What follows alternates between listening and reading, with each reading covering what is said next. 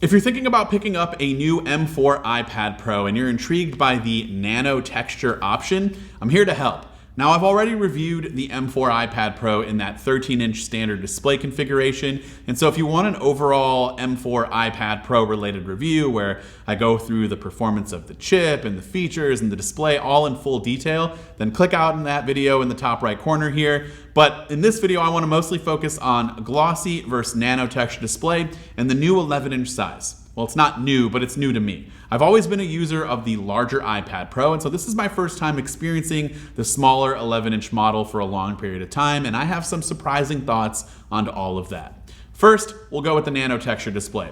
According to Apple, NanoTexture display glass is a new option that's perfect for high-end, color-managed workflows or the most demanding ambient lighting environments. Precisely etched at a nanometer scale, NanoTexture glass maintains image quality and contrast while scattering ambient light for even less glare.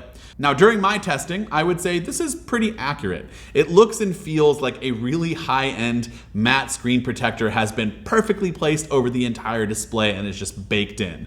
I do think there is a slight loss in sharpness and contrast in some scenarios, so I don't necessarily agree with Apple in that specific sense, but I think you really need to pixel peep here with the iPad side by side in order to really notice. I really don't think there's any dramatic loss in overall quality, and if you want super deep blacks that's traditional with an OLED display and something you get on the standard model, the NanoTexture option does kind of mess with that just a little bit, but the benefits for those who need something like this where it's a little less reflective, it's massive to those people. This iPad shines when you're outdoors or when you're near large windows. My entire studio here, all baked with large windows, and so if I was to use this in front of one of those windows, it's really annoying to see all of that glare, especially on the standard here. You can see just how much lights from the overhead, the lights that I use for filming, you can see just how much that's shown on the standard model compared to the NanoTexture where it's more, it's there, it's not invisible, but it's diffused compared to just being such a harsh, oh, here's an overhead light and it's blocking a lot of what I'm looking at. Again, it doesn't completely eliminate, but it does a great job at making it much more manageable compared to its glossy counterpart.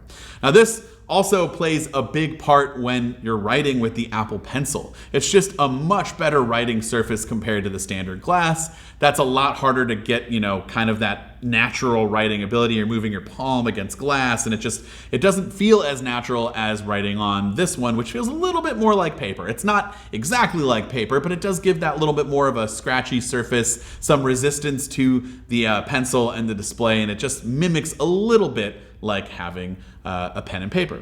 Also, fingerprints are greatly reduced. I'm rubbing my fingers all over it. It's pretty hard to tell in some situations. It just keeps those reflections and fingerprints at bay to where it doesn't become an issue. And I'm surprisingly a much bigger fan of the NanoTexture display than I was anticipating. Unfortunately, if you were thinking of getting this iPad with NanoTexture in a lower storage configuration, that's not the case. Apple really wants you to be sure that you're going to be using this quite a bit.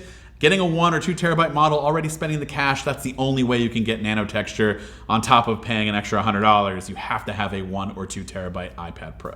The other thing I wanted to talk about with this iPad is the 11-inch form factor. As I mentioned before, I have only ever used the larger iPad Pro models, and so this was my first real look into the world of using a smaller iPad Pro and what it can do for me. And I think I've been convinced to join Team 11-inch iPad Pro.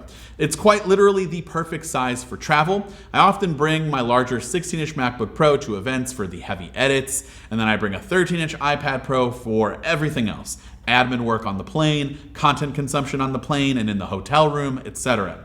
That has been quite a lot to shove into my backpack, along with all of the camera gear, cables, everything that I might need for a long trip where I am shooting content and making videos. And so all of that weight on my shoulders, I'm trying to find every way possible to reduce some of that.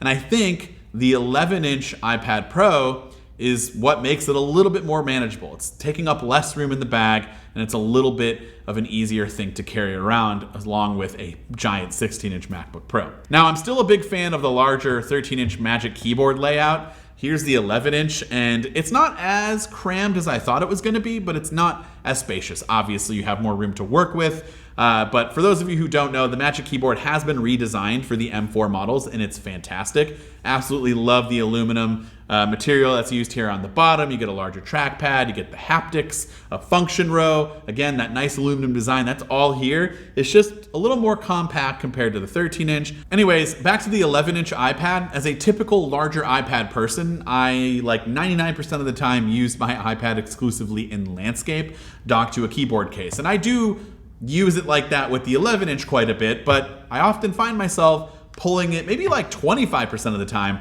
off of the case and using it like this as a standard tablet, more traditional, because it's so light and portable, and I'm just not used to having that flexibility. I know you can do that with the 13-inch model, and some people probably swear by it and use it. I just don't like to do it. It's uncomfortable to hold in the hands. It's too big. So really happy with the overall size. I'm using it for more of a tablet when I need it to be a tablet, and then it can also be docked to a keyboard, and it has the performance of that M4 chip to make it more pro when I need it to be more pro. So those are the two things that if you're truly torn on, size and display type, hopefully this video has helped you. I am a big fan of the Nano-Texture if you need it, because you are gonna have to get 1 or 2 terabytes of storage. And if you are somebody who is in a highly reflective environment, maybe you're using it outside a lot, maybe you're like a house inspector and you're carrying it to go a lot, whatever the case may be, if you're torn between these two options, the Nano-Texture is really good. You're not sacrificing, if any, quality for the display, and I think you'll be super happy with how well it reduces those reflections in that environment outside or near windows or overhead lights, whatever the case may be. Either way, the M4 iPad Pro as a whole is still the best iPad that you can buy right now, and if you need all of that power and high-end features that come with it, then I highly recommend it. Of course, I'd love to hear from you in the comments down below. What do you think about the new M4 iPad Pro, the Nano-Texture display? Which size option are you? Are you Team 11 or 13-inch? Let me know down in those comments. This has been Dan with MacRumors. Thanks so much for watching, and I hope to see you around in the next video.